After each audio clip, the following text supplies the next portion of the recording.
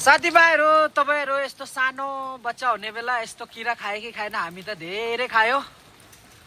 यो किरा धेरै नै तेल हुन्छ, भुटेर खान्थ्यौं हामीले। आज भोलि त ठुलठुलो भइसक्यो, बुढो भइसक्यो खाने भने पाप काम पनि गर्दैन। हेर्नु होला कति धेरै छ, आम्मामामामा कति धेरै छ हेर्नु होला है।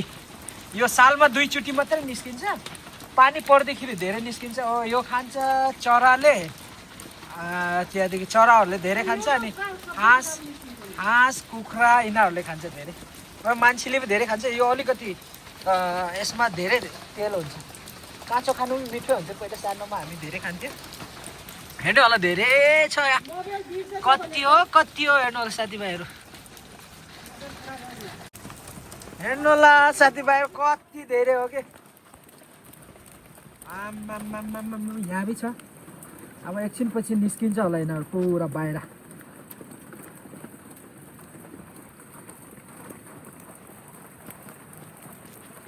हेर्नु होला साथीभाइहरू हेर्नु, म पनि यो किराको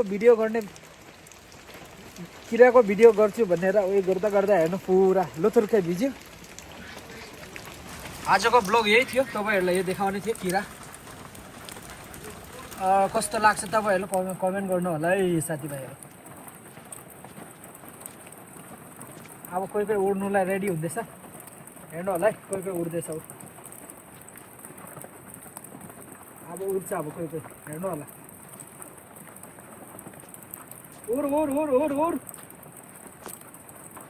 उड्यो एउटा, अझै उड्छ। दुईटा अरे यिनीहरू पनि उड्छ। त्यहाँदेखि फेरि नयाँ ग्रुप निस्किन्छ, फेरि त्यहाँदेखि भित्रदेखि पुरा हेर्नु होला है, पुरा वेटिङमा बसेको छ तिनीहरू पनि बाहिर निस्किनुलाई। यहाँ पनि पुरा वेटिङमा बसेको छ, ट्रेन जस्तो। हेर्नु होला साथीभाइहरू,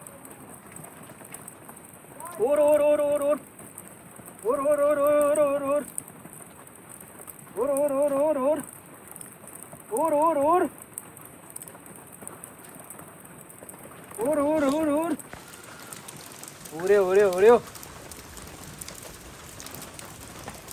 हेर्नु होला साथीभाइहरू, मेरो हातमा भी आयो। जा उड।